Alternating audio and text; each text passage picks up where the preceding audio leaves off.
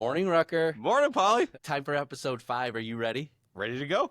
I feel like, one of my favorite episodes so far, and I know we don't have a lot of them, but one of my favorites so far is when we talked about leads. Leads, and specifically today, if you don't mind, I'd like to talk about sales. Yep. And I mean by sales, I mean upfront, new and used car sales. Yeah. Right? All the sales consultants out there. There's a million topics we could talk about. And leads is the biggest one, because if you don't know who to talk to, you're in trouble. But okay, now we're there. Yep. We're talking to them. Yep. Right? So now what? How do we sell a car? Let's talk to those people today. Yes. Okay. You in? Couldn't agree more. Okay. Where do you want to start? Well, so you have the lead. The object of the lead was bring the customer in. Now what? Customer gets here. Where does the sales process start? Yeah. Whew. So we may be even different on this, and we're going to find out. My opinion, man, you got to sell yourself first. You have to greet them with a smile. If you can start there, and I've told this to so many people, the people that have that awesome smile that just is contagious and it makes you smile back. Yeah. Even if you're in a bad mood, when you see somebody just smiling and happy, it makes your day better. And it makes the whole process you're about to go through better. And it's starting that way that I think is so uberly important. Folks, welcome to Widget Motors. How can I help you today? Yeah. And just be sincere and smile when you say that. That's where it starts. Then you start selling yourself. And I think that where most people start is, are you here to see the blue car? I have it pulled up. Are you ready to go on a test drive? Yeah. You lost them. You do. What do you think? Am I right, wrong? Totally agree. That greeting, your store may have a specific greeting that they want you to have, or you're going to come up with your own. I will tell you that for me, a greeting involves getting the customer's name, saying your name, but also repeating it back. I am absolutely horrible with names. I can't remember what the rule is, but you have to say somebody's name so many times before you know it. Yeah, before you know it, before you remember it. I'm one of those people. If I don't repeat your name right away, I'm going to struggle. So getting the customer's name, giving your name, and then repeating the customer's name back, I think is my important piece of that warm and friendly greeting. Mm-hmm. Couldn't agree with you more on that. I'm glad we agree because, some people say, listen, time is so important to customers. It's the most important over anything else with a customer. That's the 2025 world that we live in today. How fast can you go? How quick can you get it done? Yeah. And I argue that. I argue that a lot, almost daily. I tell people you almost have to slow down to speed up. And I know it's awkward, but if you just listen to that for a second and let that sink in, if I slow down and I just build a relationship with you fairly quickly, if there's ways to build a relationship fairly quickly, if this is the first time you meet the customer, man, it speeds the whole process up because the guard comes down. Yes. Almost every customer comes with what? You're not going to sell me. Yeah. Oh, okay, calm down. We're not trying to sell you. We're trying to help you. Yeah. So that's where I always encourage people to start is just slow down, smile, get to know them. Right? You can tell if you watch the car they pull up in and there's bumper stickers or a car seat in the back or a soccer ball in the back seat or whatever it is. You can tell usually if they have children, what they do for a hobby just by looking at their automobile, which is kind of sad. Yes, no, but true. Just start there. Are there any topics they should stay away from? Well, give me an example. What do you mean by that? Well, the one that you always hear about is politics and religion, right? Those seem to be ones that, do you talk about them? Do you stay neutral? Do you stay out of it? I've always been taught you don't talk politics and you don't talk religion. And you also, you don't talk tariffs. You're going to have to talk about it at some point. The way I talk about it is, I don't know. Yeah. I have no, do you? Or do you think you know? I think the people that think they know don't know. No, so you know what I do? Hey, I don't know what's going to be today or tomorrow. Yeah. But today's a good time. Well, and that just, depending on when you listen to this episode, tariffs may not be a thing anymore, but just any policy in general, right? Yeah, the stay away EVs are a big part. How many do you have to sell? What's the percentage of gas versus electric? And that's going to change as time goes on too. So just in general, just those sensitive topics where I think my suggestion would be just any strongly opinionated topics, try to avoid. Because again, typically you're living in pockets. There's not very many, whether it's Republican or Democrat, there's pockets, but you could be the lone A when everybody else is a B or Sure. whatever it might be. Whether, maybe it's a religion and you've got a different viewpoint than, you live in a heavily A religion area and you're a B, whatever it might be. It just seems like, that we had another one that you brought up that, don't walk up and, say something specific about something like, oh, you've lost weight, or oh, are you expected? Those kinds of things. Yeah. Where don't Sure. ask questions or don't bring up things that, could go good or bad. It's funny you're saying this. I'll challenge that a little bit. Yeah. If you don't mind. Yeah. I'm not gonna agree with you to say stay away from religion or stay away from politics. What I would say is this: be neutral. No matter what the topic is, be neutral. If you agree with them, still be neutral. If you disagree with them, still, I see your perspective on that. Yeah. Not, well, I don't agree, or yeah, I agree. Yeah. I say don't do either of those. Yeah. I just say stay neutral. Yeah, If they go there, let them. Yeah. But just ride along. You don't have to say, boy, I agree with you, or I don't agree with you. Just say, oh, I love that perspective. Oh, I see how you thought that way. Great way to look at that. Whatever it is, stay neutral. That's my suggestion on that. To landmines, we call them landmines. Yeah, stay away from these landmines. Yeah. Okay, I say you don't need to necessarily stay away from them. Just don't step on them directly. Yes, right. please. So there you Please go. do not. There's my bit of advice on that. So, and back to the selling yourself, right? Another key part would be, that consultative approach of selling. After you do the warm and friendly greeting, is getting to that needs assessment. What do I do? I've met the customer. Now, what do I do with the customer? And it's bringing back to your desk, the follow me, right this way, guide them to what the next part of the process would be. And for me, it would be the needs assessment. Even if you have a customer coming in I'm on this stock number, that's the car that I want to look at. You've already sent them the video that says, hey, this car is here. Hey, I'm going to have it pulled up in this parking spot. Sure. Can't wait to see you. You still bring them in and you still that's your level setting time. That's your time to say, hey, did you see the car? I did have it pulled up. Also wanted to make sure that we had everything else taken care of. That's when you find out the trade. Are there any other cars that they're considering? They already picked the car. Sure. Yes, I noticed that you were interested in this 3-row SUV in blue. What a fantastic choice. Just while I'm going through it, while we're on the test drive, I want to see if there's anything else that I need to show you. Was it only blue that you're interested in, or are you a fan of darker colors, lighter colors? The 3-row SUV, did you consider, I have 3 different 3-row SUVs. Did you want to see any other one? Opening that consultative approach so that you can then widen it. Because again, you go on the test drive, anything could happen. Now, you serviced the car correctly. You've done everything right. You already started the car up. You washed it. You drove it around the parking lot to make sure everything was perfect. You get on the test drive and the check-in light pops on. Mm-hmm. Isn't that the worst feeling ever? Now you don't know what to do Yes. because you didn't do your needs assessment. You didn't do your job. Or you did your needs assessment and you go, check engine lights on. I mean, I got a 50% chance of getting through this, but we've already talked about she does like red. She was open to some of the other 3-row SUVs, and then you can go that route as well. So. You're bringing up a few different points right now, and I'm going to back up a second because, man, you just touched about 3 or 4 that I want to deep dive into today for the consultants, new and used consultants out there. I mean, some people are both, and I believe that they should be both, but know the buyer. And what I mean by that is, I'm going to give you an example because I could give a million examples, but I'm going to give you my example. Husband and wife comes in. Yes. Okay. Who's the car for? Is it for the wife? Is it for the husband? Is it for the 16-year-old that just turned 16? Is it for that person? Let's say all 3 of those. Let's say it's mom, dad, and 16-year-old. Yeah. And the car's for the 16-year-old. I challenge whoever's out there listening. Focus. You can talk to all 3, but focus on the buyer. Focus on the 16-year-old that just turned 16. What do you need? Correct. What do you want? What's important to you? And what I always find is sales consultants that feel like the dad's going to be doing the negotiating, they focus on the dad. Yes. Okay, you just lost. It's just the husband and wife only. And this car is going to be for the wife, and you're focused on the gentleman. You do know you're going to lose, right? And I want to talk about something real quick that I learned from Madre a long time ago. She told me this one time, and I don't know how accurate the statistics are today, but this was back several years ago. She said to me, and I believe it's probably very true today, the majority of car decisions are made by a woman. Let that sink in for a moment. The majority of the car decisions are made, whether she's there or not. Right.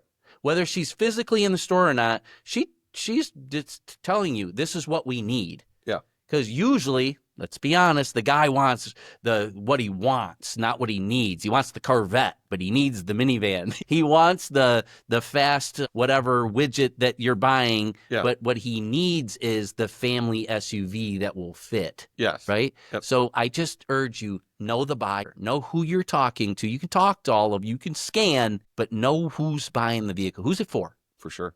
Yeah, before we get to the test drive. Yeah. Because you brought up the test drive. How important are those? Very important. How many people today go on them? We had this thing called COVID pop up, didn't we, a few years ago? Yep. And we stopped going on them because we couldn't, or it was dangerous, or it wasn't smart, or people could. Okay, are we all back to knowing that that's not the object anymore? The object is to get people behind the wheel with them and sell the car on the test drive? Yeah, and I think this is the hardest one for your senior sales staff, is to remind them how important the test drive was, because most of your senior sales staff is not going to go on the test drive. And it's I guess I would challenge people, if you're brand new, remember how much you learned during your test drives, because when you're new, you don't know what to do. So you go on the test drives because somebody told you to, because you need to. Then as time goes on, you go, okay, I'm going to save some time by not going on the test drive. Instead of going on the test drive, I'm going to go get the appraisal done. Instead of going on the test drive, I'm going to go eat a sandwich. Instead of going on the test drive, I'm going to go call some more customers. But I think we're lying to ourselves if we think that's giving us more time. It's taking a lot more time from us than we would expect. Man, you're so right. I mean, when you're on that test drive, you say to the customers, how does that feel? Did you hear that sound system? That's the Bose sounds, or whatever it is. That's when you're actually talking to the customer about what they just told you they wanted. Yes. When now they go on the test drive, you let them go by themselves. You hope they come back soon. If you go on the test drive, you can dictate the route they go even. Hey, hit that pothole. Yeah. Go ahead. How'd that feel? You heard it, but you didn't feel it. Right? Yes. These are the things that help you walk. And they'll ask you questions while they are on that test drive. Yes. Hey, how does this work? How does that work? What features does this have that we haven't talked about? Yeah. Where's the heated seat button that we talked that's so important? Where's the heated steering wheel? I got to have that. How do I turn that on? Instead of doing it when you get back in a loud, cold, maybe hot parking lot, you can do it on the drive where it's temperature controlled. And, it's where a lot of the decisions are made, right? You mentioned that the women are the largest contributor to the end decision. And, especially when you've got a family in a car, when they hear that noise or that rattle or the click or whatever happened, it goes from being a curiosity to now the decision has been made. It's wow, that engine is too noisy. Something's wrong with this car, as opposed to a well-trained salesperson. Think about when the 4-cylinder engines came out. They're all louder. Whee! Yes. Yeah. And again, They're whining. I remember competing against 6-cylinder engines or V8s versus the 4-cylinder engine. Yeah. And unless you were there to remind the customer that, hey, just so you know, the 4-cylinders generally are going to be higher compression, a little bit louder engines. Those are the things that you want to remind them about, because even if they did or didn't make the decision yet, you can then open the conversation so that when you get back, you can show them, if you have a used car lot, you go over and you show them your competitor's model and you start it up and you go through it, because that was a concern, versus when they get back to your desk, you weren't on the test drive. Mm-hmm. You didn't know that the 4-cylinder or that the engine noise was the concern. They're going to go, nope, yep, I'm good. I'm going to keep looking and let you know. Give me some payments and we'll let you know. And then you miss that objection, because again, at the end of the day, the customer, they came in to buy a car, and it was up to you to tell them that it was okay or that it was the right decision. Because again, they didn't come in to just spend an afternoon with you. Yeah. They came in for a reason. Time is important. Yeah. And here we go again with time. If you go on the test drive, aren't you saving time?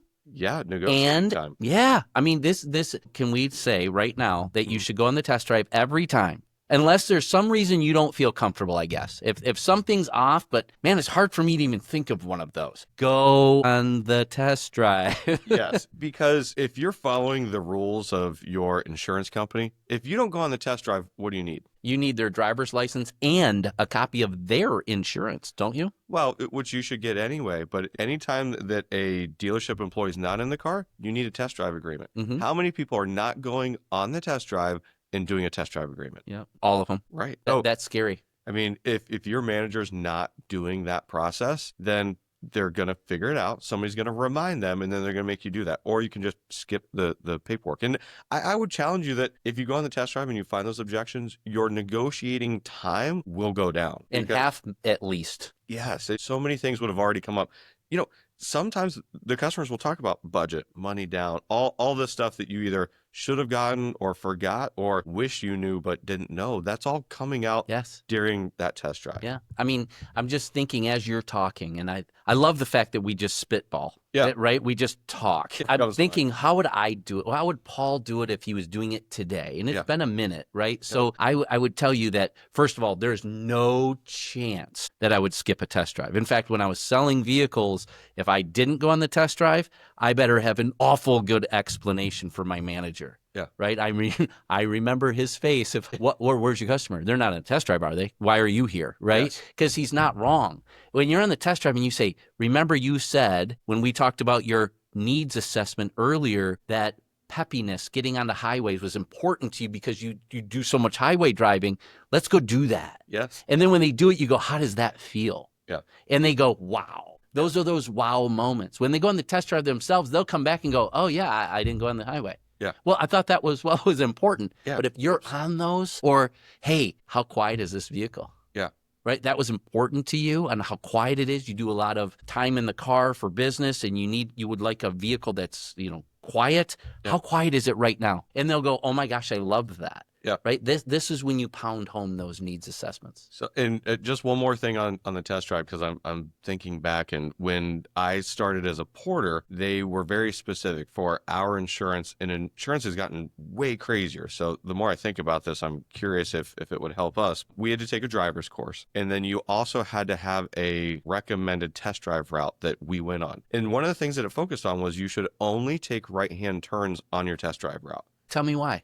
Well, because most time you're taking lefts or having to take into account oncoming traffic. Oh, okay. Gotcha. Versus if you take rights, all you have to do is make sure that everybody else is not going to run into you. If you take a right, then you're not worrying about oncoming traffic. Sure. Right? As long as you're hitting stoplights and stop signs and those kinds of things. And, in Michigan, they call them Michigan turns, but in Ohio, they were U-turns, and they didn't exist. Sure. Like you couldn't do a U-turn anywhere. I mean, the U-turn can be a very stressful situation. In Michigan, we're more used to it. Yeah, Michigan left. But think about all those things, because if you don't know your test drive route, is the customer going to end up in a construction zone?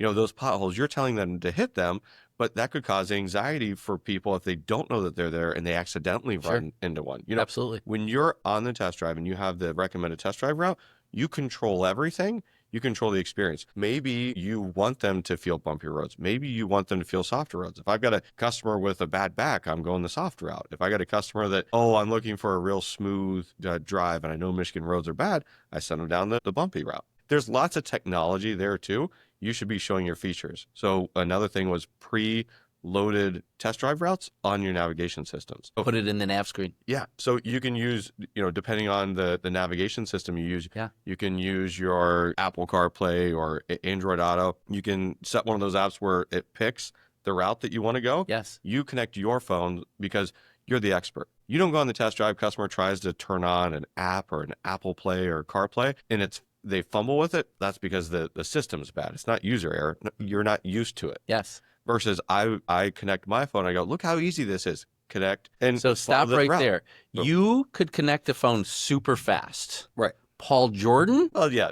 That might take a minute. That's different. So if I'm on a test drive, to your point, and you're my sales consultant, you would say, hey, Paul, let's walk through pairing your phone. And to you, it's easy. To me, it's not. But you're going to make it look easy to me. Correct. If you're not on my test drive, I'm going to try to pair my phone. You know as well as I do, Rock, that's not going to go well. Okay? But if you're there with me and make it look easy, does that help you sell the vehicle? Yeah. Absolutely. And we could talk about test drives the entire episode. Yes. Because they're that important. So hear us one more time. Do your test drive. Every time. Every time. Yes. So now you've done the test drive. You bring the customer back. What's next? How do we do numbers, or what's next?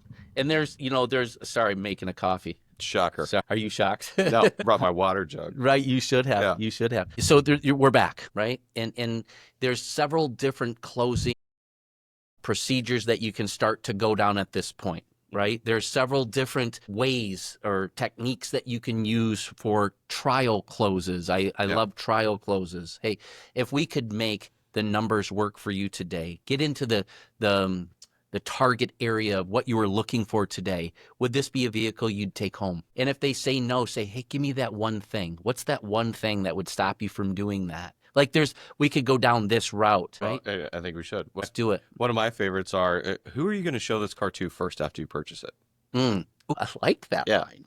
Yeah. Because you do. You don't just park it in your garage. You send a picture, you show it to someone. And is that a trial close? Yes. Absolutely it is. Let's stop right there, though, before we go too far. Yeah. What's the number one reason that somebody says, I'm not going to buy it today? What's the number one reason that you run into? I think mine is I have to talk to my spouse. Yeah. Right? I have to think it over.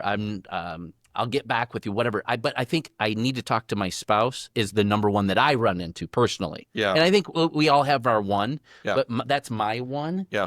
Right. And so those are things you should be working with your managers on, and we probably need to do an entire episode just on that, because again, these are self-defense mechanisms for customers. Sometimes they say them without even knowing that they're going to, or they walk in, okay, my safe word or my safe phrase is going to be, I need to talk to my spouse. And again, this is just another one of those things. This is the consultative side, not the salesman side, because you can look at it both ways. I don't want them trying to talk me out of going and talking to my spouse. But I don't know about your wife. I'm not leaving the house to go look at a car without her knowing that I was going.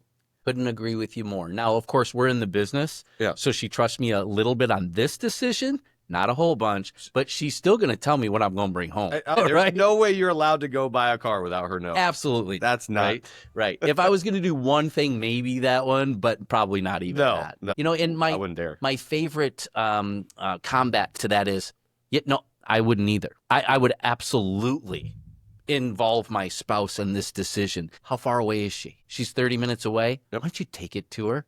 Take her to lunch. Yeah. When's the last time you took your spouse to lunch? Yeah. Right? Go pick them up in this vehicle because we have that test drive agreement filled out properly and we have a copy of their driver's license and insurance already. We did everything properly. Go take her to lunch in it. Now the person says to you, ooh, that'd be fun. So there's ways around that. To your point, there's lots of different episodes we could go down on this, but that's just my favorite. Yeah, and even the same while you're on the test drive, if you know that that's an objection, I mean, most people are test driving at their local dealers. I mean, if they got a better payment somewhere else, maybe they drove past yours. But I mean, my main thing is I would always say, well, let's go. Or same thing, they're at work. Great, let's give them a call. Just give them the opportunity that if it's because just while you're testing to see if they're buying, they're testing to see if they can just leave or if they should proceed. Sure. So, and it's okay to let them leave too. Yeah, I'm just giving you 100%. examples. Please don't be the pressure dealer. Please. No. Right? Hey, you're buying today. Okay, that'd be great if they bought today. Yeah. But that's not how you build a relationship. It's just question, answer, question, answer.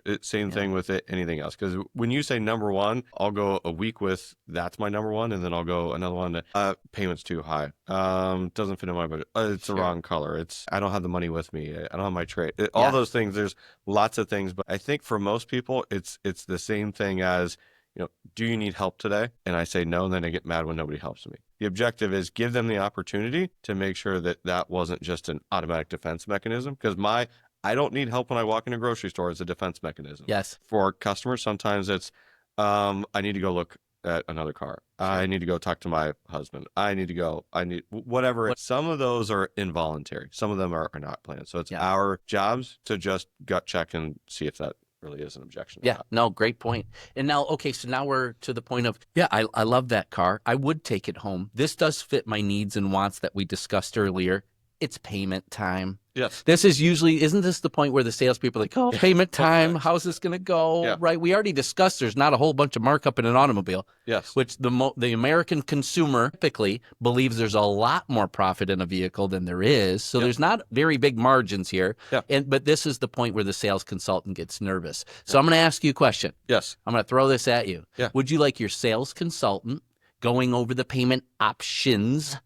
Not option, but options, and we can talk about that too. Or would you like your manager to do that with the with the guest? So I think the salesperson should, because Darn it, we agree. I was hoping we didn't. they're the ones that have developed the relationship. But what I will say is that the manager does need to be involved, and this is the best opportunity for the early TO. Your manager needs to be meeting that customer right when they walk in, right before the test drive, or right before a number presentation, because this is the pull down the curtain and get rid of the salesmanship. If they think that there's somebody behind a desk that's making all the decisions, it ruins the credibility of the salesperson. If your manager is getting out there and talking to the customer and saying, hey, I'm just the one that runs the computer, you guys are going to talk about the payments. Again, we always put our best foot forward. Let us know how you would like to see those payments, and I'll be back there.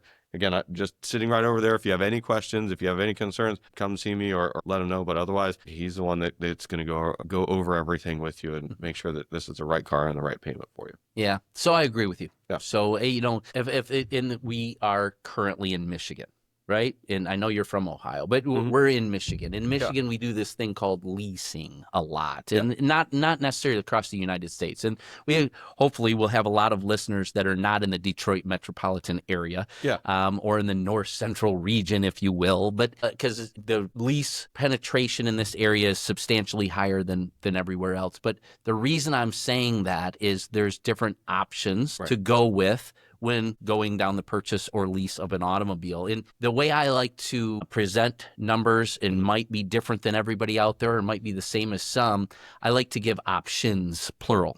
Okay, so if a customer comes in and says, hey, look, I'm looking at leasing a vehicle, I like to give them those options, but I also like to give them what are the different terms. Right? And we're going to get into that for a second, if you don't mind. Yeah. People come in and say, I need 15,000 miles a year to drive and I want to lease. You sure? This is back to the consultation part. Let's look at the miles that are on their current vehicle. Let's ask them how long they've had it. Maybe do some math. Yes. Right? Are your customers paying for 15,000 miles a year, but they only needed 12? Right. Are they paying for 12 and they drive 13? Could that get them in trouble later and you didn't consult them on that? Right? That's why I like options. Yeah. Hey, listen, if we do a 2 or a 3 year lease if they think they need 12, maybe we do a 12 and a 15, give them those options, and maybe even a purchase. And that can be argued. Well, they didn't ask for a purchase.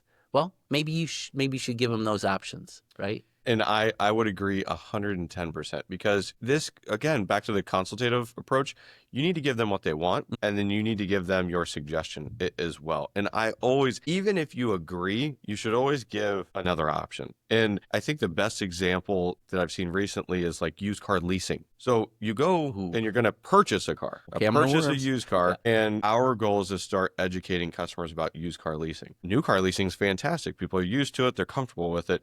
But there's no reason why used car leasing would be any different. Because, again, when you're talking about terms, it's also the actual term of the loan. Sure.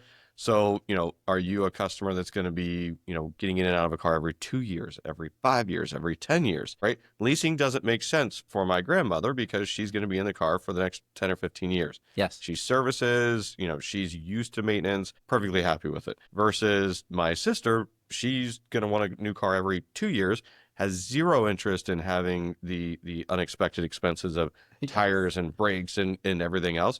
But then same thing with a used car. You have used car customers that buy a new used car every 2 or 3 years, and you've never even opened them up to that. Because again, leasing, it's a set price, it's a set commitment, you can budget around it. Yes. Used car leasing can really do the same thing too. And it's just not talked about very much. And again, especially, as the affordability goes up and people worry about, think about all of the leases that we're used to doing already. The new ones continue to climb. Yes. The days of the $0 due $99 payments are gone, and I don't think they're ever coming back. So, does a used lease give you that option? Sure. I mean, there's so many leasing versus buying. Should you lease? Should you buy? Yeah. Right? We could probably do an entire episode on leasing versus buying. I totally agree. 100%. So, just as you're talking, I'm thinking of some specific customers of mine that I still give out to sales consultants today because I have a pretty good customer base. Yeah. I think, and there's one specifically in mind that I know of that would say, no, I'm going to keep this one for 10 years. And then 2 years later, like, Paul, can you get me out of this one? So we're going to go back into that same cycle again. Yeah. Right. And I also get the other big one I get is this. Oh, I drive too many miles. I can't lease a car. If I had $1 for every time I heard that sentence, it would blow your mind. And I could argue that. I could argue the fact that if you drive too many miles, you should be leasing a car. Yeah. We can talk about those things because does maintenance come into play? You own the vehicle and you drive 30,000 miles a year. Are you going to be doing a lot of maintenance on that car? Yeah. How many tires are you going to buy? Correct. How many transmissions are you going to go through if you're going to keep it for 10 years and you drive that many miles? We could talk about all these things. Or should that person be leasing and paying throughout that time period for those miles up front so that they don't have to worry about it? We could go through all these different scenarios. Well, it actually, there's one more. So sometimes you may use it to pitch something specific that either you are interested in or your store's interested in or your manufacturer is interested in, like EVs. Selling EVs, a lot of dealerships will, okay, you're on a gas vehicle, they'll present an EV option to go along with it because they want to try to build additional business and additional interest in EVs, because some people, absolutely not. Purchase versus lease. I'll never lease a car. I don't rent anything. Same thing. I'm buying a gas car. I'm never going to buy one of those battery things. Sure. Yeah, but let's talk about it. Let's talk about the financial side or drive them. Maybe you introduce it in the test drive. Maybe you introduce it at the time of payment. But EVs are one that I think everybody, should I sell EVs? Should I not sell EVs? Should I make it an option? Should I not make it an option? And, you keep saying, and I keep repeating you because they're so important. Mm-hmm. When you say, people say, I would never. Yeah. I would never have an EV. Yeah.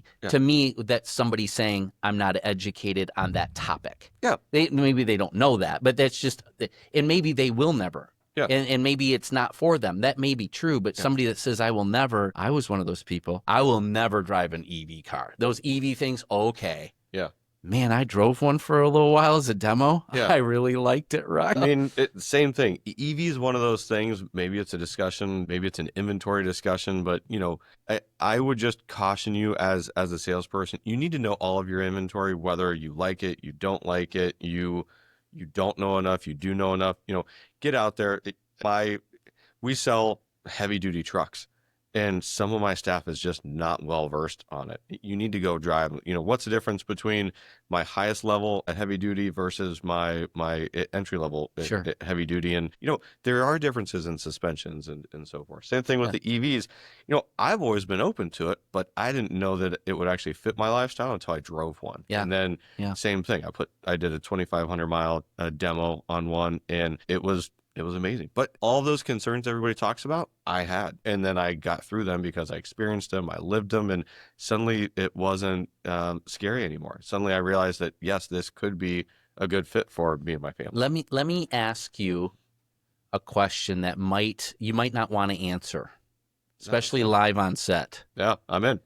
How many of your sales consultants that you are in the bunker with every day are experts on the EV product in which they have available to them to sell? Experts, it's less than a third. Comfortable selling them is probably. Yeah, so that's why I'm asking that. I challenge everybody listening. A very wise man once said, and you know him very well. Yeah. God bless him. He always said, be the expert of the things people don't want to be or is hard. And I think the EV spectrum right now is tough. It's tough to know all the differences. What charger do I need? How if I'm talking to a consumer, will this fit their lifestyle or not? You're scared of it. How many miles? What's the range on this vehicle? What's the maintenance package? What kind of maintenance do you do on an EV? Well, there's no engine. Do you have to do maintenance on an EV? So you never need tires. You never need rotations. You never need alignments. There are a lot of things, by the way, in service on your EV. Be an expert. Learn it. Be a product. If you're going to sell them or have them available to you to sell, I challenge you to know them. Yeah. And it's, so you brought up be the expert at things people don't want to be the experts on. I mean, that's why my store specifically, your customer base has something to do with it, but I will tell you that I have probably the best truck salespeople and Yes, darn you near do. the entire country. Yes. I can't tell you how many times SUVs become trucks and vice versa. And then those are customers that, because we've got an itch that many other stores don't, they don't see the same level of education too. So, Yeah. I mean, I wish that we were as well versed because, again, EVs, who knows how this all turns out. But again, I think some version of it will always be there. So it's not going to be time wasted learning. I'm glad. I don't know how in the world we got Yeah, that was but yeah, weird. that's okay. Weren't planning on that, but I Yeah. love that. Yep. Okay, so back to the sales process for a moment. Yes. So now we present numbers, Yes. right? So please, and I'm gonna throw this out there. Yeah. Please don't think you're making the decision for your consumer, before your customer. I find so many consultants that like, especially when they're talking to their manager, here's what they're going to want. Yeah. You have no idea. You don't.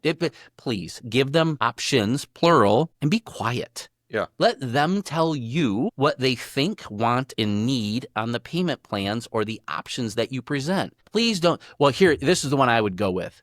You're not buying the car. Be quiet, right? It's not up to you. Yeah. If you present the options and let them be the first to talk back after you slide it across, they'll tell you what they're thinking, what they want, and what they truly need.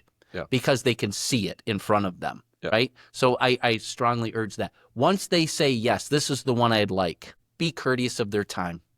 Get that vehicle to detail. Get that paperwork done. Please, please, please have a process as a sales consultant on what works best for you specifically to do it correctly and do it in a timely fashion, because it is about time. It is. And, just to expand upon that a little bit, again, we get nervous for the customer. Oh, there's too much negative. Oh, that payment's too high. Oh, that's the wrong that. You've got to stay as neutral as possible, and you can't spend your customer's money, and you're not going to know what their concerns are going to be until they bring them up. So, there is one thing, overcome objections before their objections.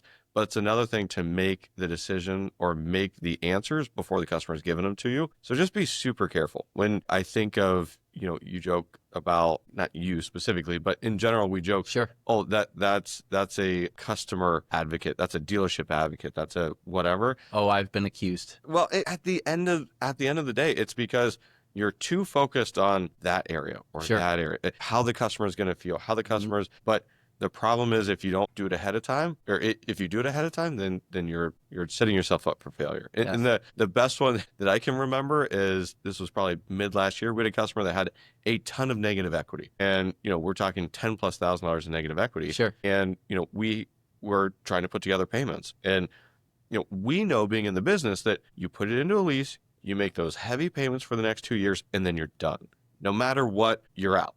And, make them go away. I remember the consultant saying that is too high for the customer. And I said, it does not matter if it's too high for the customer or not. They need to see it, because yes, it's more than I told you that I wanted to spend.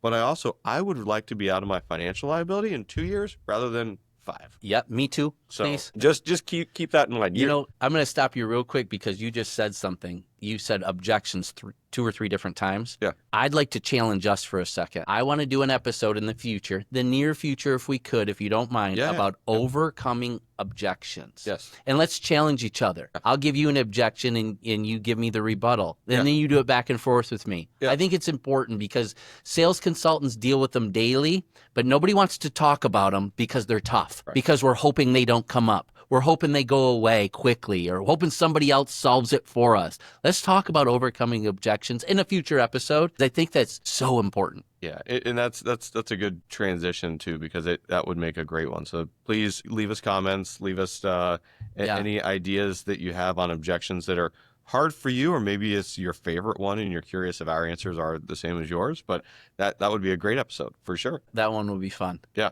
So anything else you want to go over before we move along? So just after you're presenting, obviously the customer's going to have those objections and you're going to overcome them, or you're not. The next step is they either bought the car or they didn't buy the car. Again, if they didn't buy the car, my main thing is, if they're going home to think about it and you and your manager couldn't get to the other side of that decision's most likely made on the ride home. And I challenge you to make that follow-up phone call. Don't make it the next day. don't make it 3 days from now. It's not a dating game. There's no too soon to call. Yes. They live X many minutes away or X many miles away. You need to call them pretty quickly in that time frame because they've either made the decision, so it's yes or no, so you might as well just get that done and out of the way, or another concern has popped up and you need to give that to them as they're finishing that decision. Good. Because they're going to say, yes, I want that car. Call them back in the morning, or I don't really want that car because of this. You need to get that answer quickly so that you can overcome the objection. So, a lot of people say, call all of your daily customers at the end of the day, or make sure you call them the next morning, or call them on the Monday of every single week. Yes. I would challenge you, call them right in that time frame of when they're getting home, because that's when the most important follow-up needs to happen. It's not a, hey, Fresh. I'm just checking in, just hoping everything's okay. It's not a nervous phone call. It's not a, I don't want to lose you phone call. It's a, hey, I really appreciate you taking the time today to do that test drive, to go over the numbers. I know that you're going to be thinking about it tonight. I just want to make sure that I gave you all the information. Is there anything else that I can send you while you're reviewing the rest of that information tonight?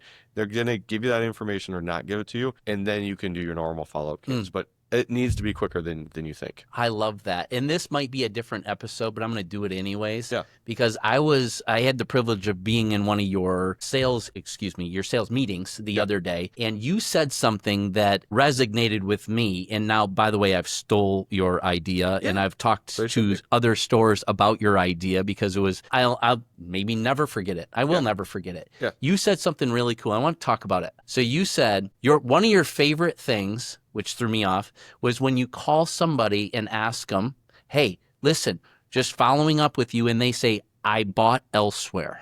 Yeah.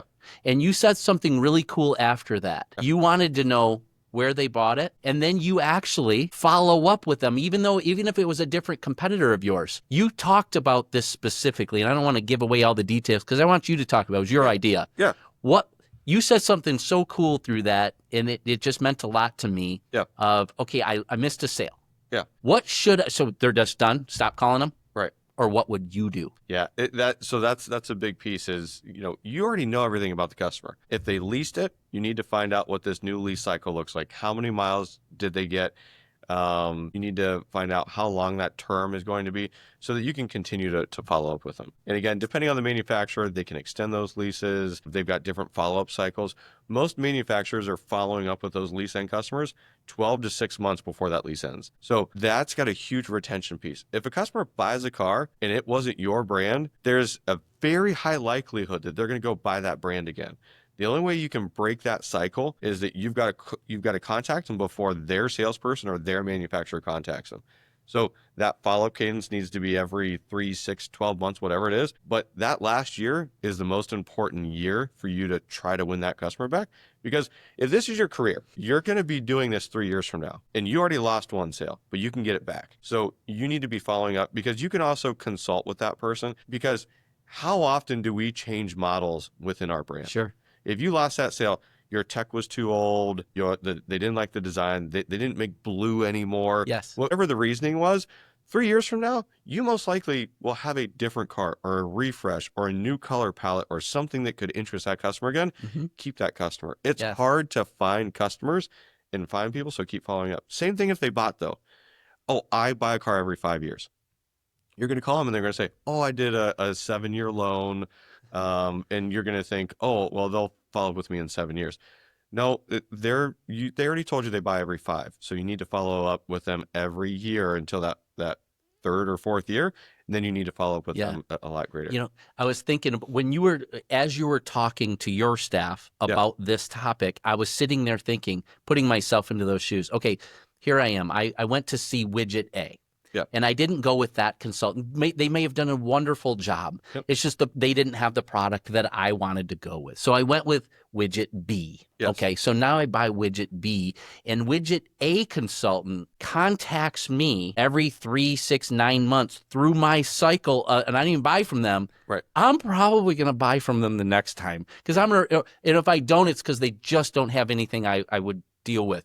But man, if you reached out to me and I didn't buy from you, I'd find it hard not to buy from you next time. For sure. These are the things that people don't want. Nobody wants to make those calls. Yeah. Oh, they bought somewhere else. I don't like them. No, you should love that. Yes. It gives you opportunity for your future, doesn't it? Could not agree more. I mean, there's a lot more as we're wrapping up here. With commercial, do you sell commercial? Should you bring it up? As a salesperson, another piece when you talk about options is, how are you titling this? Yeah. Do you own any companies? Do you have an LLC? Yeah. You're not a tax advisor. Love Don't this. don't give tax advice, but at the same time, are there benefits? If you have an LLC, should you put that in your business's name and start building credit? Are you able to write that vehicle off better? Is it easier to write off a lease or easier to write off a purchase? All different. Yeah. But also, that's where you find out if they own a business. Can you sell them vehicles for their business? There's somebody comes in, they're buying an HD truck. Maybe it's for their personal, but maybe it's for their business. They put in their personal name, but I'm driving to work and I'm not going to put the logo on the side of it. No, I happen to own a construction company. And oh, by the way, it's 40 vehicles that we have for this construction company. You won't find that until you get into it. Yeah. People like to talk about themselves, but they don't really like to tell you how much they make. They don't like to tell you what they do for a living necessarily. They don't like to tell you how to sell them additional vehicles. You're going to have to ask some of those questions. Sure. So commercial is one that you can expand upon. And do a commercial vehicle. You keep saying commercial, right? So, and there's different things we could go down that road on, but does a commercial customer sometimes get a bigger discount or accessories that one, if you do an individual name, you wouldn't get? Like, we could go down this whole path as well. So just be mindful that commercial business is bigger than you think it is. Yeah. And people don't know that because they don't ask. A lot of people work, and they work for companies. And even if they're not the owner or the decision maker of the commercial vehicles, if you just bring it up, they'll go, that's my buddy. My buddy does all of the purchasing for our commercial vehicles for whatever company it is that I work for. So to your point, you better be building relationships. Yeah, expanding right? upon them. Our last topic would be just that referrals and CSI. Ugh. So referrals. As you finish up, you've got a happy customer. How do you build referrals? How do you build CSI? And for me, it's the last thing that you finish with that customer is going to decide how that CSI goes, but then also whether you get the referrals or not. So sure. For me, it would be going through and taking the photos with the customers. I've got one of our sales guys that just will not take photos with customers. I don't know if he's camera shy or what the deal is, but his new thing is when the customer gets home, I want you to take a picture of your vehicle in your favorite spot or make a really cool picture out of it. So he sells a $100,000 truck, and the guy specifically brought up his camper. And he's like, well, I just bought this $200,000 camper. This thing's going to look sweet. So it's the longest truck that we make. Yes. And then this guy's got a monster trailer. So he hooks it up, sends him a picture. It's one of my favorite pictures that we've taken with a customer so far. We're not even in it because that's not even really the point, but it also shows you the capability of the vehicle, what people use it for. So that's one that, not that customer not only took the picture and sent it to us for us to post, but he also posted it as well. And that's the beginning of referrals. Oh, that's Mr. Smith. Like, I know him. He bought a car from you. That'll force them to bring referrals on their own. Or maybe they're going to reach out to him and say, hey, we go camping together all the time. I didn't know you were buying a new truck. Who did you use? Yeah. And it can force referrals from that side. But sure. Man, you just brought up a whole bunch, and I love it. So I'll try to go quick. First of all, I know the consultant you're talking about. Yes. That consultant's been with you for a long time, and he's just getting into the comfort zone of doing what you said. So, and I love the fact that he's doing it because the automobiles, homes, boats, even, those are big purchases. And you really don't do those with people you don't know, like, and trust. And that's where referrals are. Listen, if I was going to go purchase something and I knew that Andrew Ruck already purchased that type of thing and you told me who to go get it from, I'd do it. Want to know why? Because I know, like, and trust you with everything. Yeah. Right? Yep. So if you trusted that person, well, then, so that's what I would do. So that's where that referral thing comes in. Hey, listen, Mr. Customer, I appreciate you so much for doing business with me. I'd like you to give me 3 people that I can reach out to, that I can ask or be their car person for. Could you please do that for me? Typically you do this at the end, maybe before you're waiting to go to finance to complete your final documentation to own or lease your vehicle. Maybe that's the perfect time. It was for me specifically. Hey, listen, I'm going to go check and make sure they're ready for you. During that time, could you please fill out this one piece of paper that gives me the name and phone number and how you know them? That's it, of 3 people. Weirdly enough, I almost always got 2. Yes. They couldn't think of a third. Yeah. I never really got one, and I never really got three. Sometimes I got three, but rare. I almost always got two. I'd call those two people the second my guest left. Hey, Mike just left, and he told me I could give you a shout out. He just purchased a brand new automobile from me, and he told me you're one of his closest friends, and I could reach out to you because we built a great relationship. Let's talk about your car situation. What do you guys have in the household? And just open up and start building a relationship. Usually those 2 referrals turn into at least 1 purchase. So if you ask for 3, you get 2 and get 1 to buy, your snowball gets huge quick, doesn't it? Very, very fast. Yeah. And same thing, that CSI follow-up, I always like to put with referrals, because after you've made those phone calls, for me, customer satisfaction phone calls, I like to do a couple days later, just because most manufacturers won't send that CSI questionnaire out for a few days anyway. But also, the customer is always going to be happy right after they buy the car. But again, especially if you didn't go on the test drive, there's a chance that there's something that's going to pop up that they don't know, don't like, or was confused about. And you put a couple days in on that in between the selling and the CSI call, and you get to learn a lot too. But also you get to reiterate that referral process. And again, our store pays the referral fee with the salesperson. So we chip in, the salesperson chips in. If your dealership does not offer a referral financial program, strongly consider doing it on your own, because, that $50, $100 that you send a customer, you'll get back tenfold. Get the financial piece of it out of your head. You would spend a lot of money to get somebody else that's interested in purchasing a car. Your dealership would, for sure. That's why we contribute. Doesn't mean that's the right answer, but it is a heck of a lot cheaper to do referral fees than it is to just go find a random customer that's You're not kidding. Especially when we start getting into what does it cost to get one person to come into a dealership. And it's way more outrageous. So we won't go there today. No. Right. But again, with that, wrapping up, more episodes to come. So please continue to give us your feedback. But again, if this is your first episode that you're watching, please go back to episode 1 to learn more about us, to learn more about the show and what we're all about. But most of all, thank you for watching, and we can't wait to hear from you soon. Talk to you soon. Oh, thanks.